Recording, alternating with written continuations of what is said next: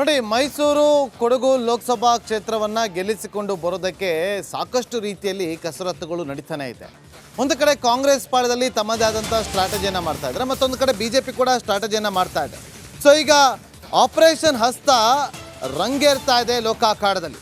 Mysuru JDS BJP ಪಾಲಿಕೆ ಮಾಜಿ ಸದಸ್ಯರು ಈಗ ಸೇರ್ಪಡೆಗೊಳ್ತಿದ್ದಾರೆ. CM ನೇತೃತ್ವದಲ್ಲಿ ಕಾಂಗ್ರೆಸ್ ಸೇರ್ಪಡೆ ಆಗಿರುವಂಥ ಈಗ ಮಾಜಿ ಸದಸ್ಯರು MD ನಾಗರಾಜ್, ಶೋಭಾ ಮೋಹನ್, JDS ಮುಖಂಡ ಅವ್ವ ಮಾದೇಶ್ ಸೇರಿ ಹಲವರು ಈಗ ಸೇರ್ಪಡೆಗೊಂಡಿದ್ದಾರೆ. ಆ ಮೂಲಕ ಸಾರಾ ಮಹೇಶ್ಗೆ ಹಾಗೂ ಕುಮಾರಸ್ವಾಮಿ ಅವರಿಗೆ ಕಾಂಗ್ರೆಸ್ ಪಾಳೆಯ ಬಿಗ್ ಶಾಕ್ ಅನ್ನ ಕೊಟ್ಟಿದೆ.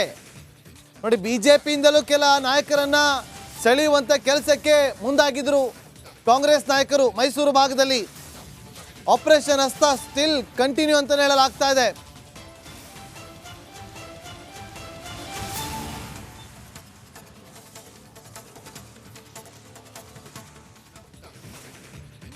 ಒಂದು ಕಡೆ ಬೆಂಗಳೂರಿನಲ್ಲಿ ನಡೆದ ಸಮಾವೇಶದಲ್ಲಿ ಇಂಡಿ ಮೈತ್ರಿಕೂಟದ ವಿರುದ್ಧ ಭ್ರಷ್ಟಾಚಾರಿಗಳು ಅನ್ನೋ ಆರ್ಭಟವನ್ನ ಅಮಿತ್ ಶಾ ಅವರು ಮಾಡಿದ್ರೆ, ಇತ್ತ ಇಂಡಿ ಮೈತ್ರಿಕೂಟದ ಬೆಂಬಲವನ್ನ ಕೇಳಿದ್ದಾರೆ DK ಶಿವಕುಮಾರ್.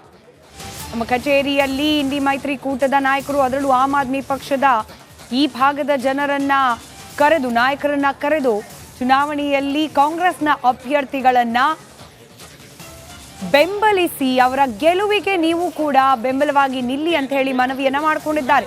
ಕೆಪಿಸಿಸಿ ಕಚೇರಿಯಲ್ಲಿ ಇಂಡಿ ರಾಜ್ಯ ನಾಯಕರ ಸಭೆಯನ್ನ ನಡೆಸಲಾಗಿದೆ. DK ಶಿವಕುಮಾರ್ ಅವರ ನೇತೃತ್ವದಲ್ಲಿ ನಡೆದಿರತಕ್ಕಂಥ ಸಭೆ ಇದು. ಈ ಸಭೆಯಲ್ಲಿ ಆಮ್ ಆದ್ಮಿ ಪಕ್ಷದ ಮುಖ್ಯಮಂತ್ರಿ ಚಂದ್ರು ಅವರು, CPM ಕಾರ್ಯದರ್ಶಿ ಬಸವರಾಜ್, CPI ಕಾರ್ಯದರ್ಶಿ ಸುಂದರೇಶ್, DMK ಕಾರ್ಯದರ್ಶಿ ರಾಮಸ್ವಾಮಿ ನಟೇಶ್ ಉಪಸ್ಥಿತರಿದ್ದು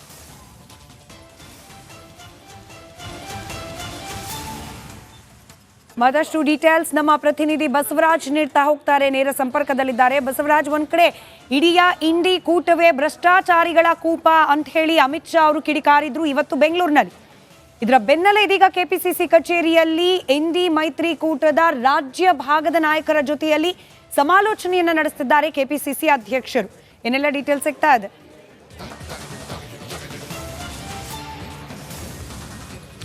ಸ್ಮಿತಾ, ಇಂಡಿಯಾ ಮೈತ್ರಿಕೂಟ ವಿರೋಧ ಪಕ್ಷಗಳೆಲ್ಲ ಸೇರಿ ಮಾಡಿಕೊಂಡಂತಹ ಒಂದು ಒಕ್ಕೂಟ ರಾಷ್ಟ್ರೀಯ ಮಟ್ಟದಲ್ಲಿ ಸಾಕಷ್ಟು ಮಹತ್ವದ ಸಭೆಗಳು ಈ ಹಿಂದೆ ಆಗಿರ್ತಕ್ಕಂಥದ್ದು ಮತ್ತು ಈಗಲೂ ಕೂಡ ನಡೀತಿರ್ತಕ್ಕಂಥದ್ದು. ಆದರೆ ರಾಜ್ಯದ ಮಟ್ಟದ ಇರ್ತಕ್ಕಂಥ ಪದಾಧಿಕಾರಿಗಳು ಮತ್ತು ಪಕ್ಷದ ನಾಯಕರ ಜೊತೆ ಇನ್ನೂವರೆಗೂ ಕೂಡ ಕಾಂಗ್ರೆಸ್ ನಾಯಕರು ಸಭೆಯನ್ನು ಮಾಡಿರಲಿಲ್ಲ. ಆದರೆ ಇವತ್ತು ಮಹತ್ವವಾದಂಥ CM DK ಶಿವಕುಮಾರ್ ಅವರ ನೇತೃತ್ವದಲ್ಲಿ ಈ ಸಭೆ ನಡೀತಿರ್ತಕ್ಕಂಥದ್ದು. ಕೆಪಿಸಿಸಿ ಕಚೇರಿಯಲ್ಲಿ ನಡೀತಾ ಇರ್ತಕ್ಕಂಥ ಈ ಸಭೆಯಲ್ಲಿ ಏನು ಇಂಡಿಯಾ ಮೈತ್ರಿಕೂಟದ ಏನು ವಿರೋಧ ಪಕ್ಷದ ನಾಯಕರುಗಳೇನಿದ್ದಾರೆ ಅವರೆಲ್ಲರೂ ಕೂಡ ಭಾಗಿಯಾಗಿದ್ದಾರೆ. ಬಹಳ ಪ್ರಮುಖವಾಗಿ ರಾಜ್ಯದಲ್ಲಿ ಯಾವುದೇ ಒಂದು ಈ ಇಂಡಿಯಾ ಮೈತ್ರಿಕೂಟದ ಉಳಿದಂಥ ಪಕ್ಷಗಳಿಗೆ ಯಾವುದೇ ಸೀಟನ್ನು ಬಿಟ್ಕೊಟ್ಟಿಲ್ಲ. ಆದರೂ ಕೂಡ ಆ ಎಲ್ಲ ಪಕ್ಷಗಳನ್ನು ಮುಂದಿನ ದಿನಗಳಲ್ಲಿ ಪ್ರಚಾರಕ್ಕೆ ಇನ್ವಾಲ್ವ್ ಮಾಡಿಕೊಳ್ಳುವಂಥದ್ದು ಮತ್ತು ಹೆಚ್ಚಿನ ಸಂಖ್ಯೆಯಲ್ಲಿ ಏನು NDA ಮೈತ್ರಿಕೂಟದ ಒಂದಷ್ಟು ಲೋಪಗಳೇನಿದೆ ಅದನ್ನು ಎತ್ತಿ ಹೇಳ್ತಕ್ಕಂಥದ್ದು ಮತ್ತು ಜೊತೆಗೆ ಆ ಸಾಮರಸ್ಯದ ಮೂಲಕ ಕಾರ್ಯಕರ್ತರು ಕೂಡ ತಳಮಟ್ಟದಲ್ಲಿ ಕೆಲಸ ಮಾಡಬೇಕಾಗಿದೆ.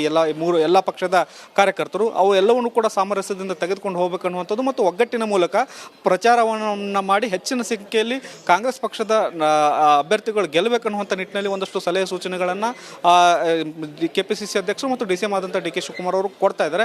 ಇದರ ಜೊತೆಗೆ ಅವರು ಕೊಡ್ತಕ್ಕಂಥ ಸಲಹೆಗಳು, ಈ ಇಂಡಿಯಾ ಮೈತ್ರಿಕೂಟದ ಒಂದಷ್ಟು ಸಭೆಗಳೇನಿದೆ ಮೈತ್ರಿ ಪಕ್ಷಗಳಿದ್ದಾವಲ್ಲ ಅವರು ಕೊಡ್ತಂಥ ಸಲಹೆಗಳನ್ನು ಕೂಡ DCM ಆಲಿಸ್ತಾ ಇದ್ದಾರೆ. ಇದರ ಜೊತೆಗೆ ಇವತ್ತು ಅಮಿತ್ ಶಾ ಅವರು ಕೂಡ ರಾಜ್ಯದಲ್ಲಿ ಆಗಮಿಸಿರೋದ್ರಿಂದ ಸಹಜವಾಗಿ ಈ ಒಂದು ಮೀಟಿಂಗ್ ಬಹಳ ಮಹತ್ವವನ್ನು ಪಡೆದುಕೊಳ್ಳುತ್ತೆ ಮತ್ತು ಬಿಜೆಪಿಯನ್ನು ಕಟ್ಟಿ ಹಾಕಬೇಕಾದ್ರೆ ಯಾವೆಲ್ಲ ರಣತಂತ್ರಗಳನ್ನು ಹೆಣಿಬೇಕನ್ನುವಂಥ ನಿಟ್ಟಿನಲ್ಲಿ ಒಂದಷ್ಟು ಸಲಹೆ ಸೂಚನೆಗಳನ್ನು ಈ ಇಂಡಿಯಾ ಮೈತ್ರಿಕೂಟದ ಪಕ್ಷಗಳ ನಾಯಕರುಗಳಿಂದ ತೆಗೆದುಕೊಳ್ತಾ ಇದ್ದಾರೆ. ಸ್ಮಿತಾ, ರೈಟ್, ಧನ್ಯವಾದ ಬಸವರಾಜ್ ಮಾಹಿತಿಗಾಗಿ.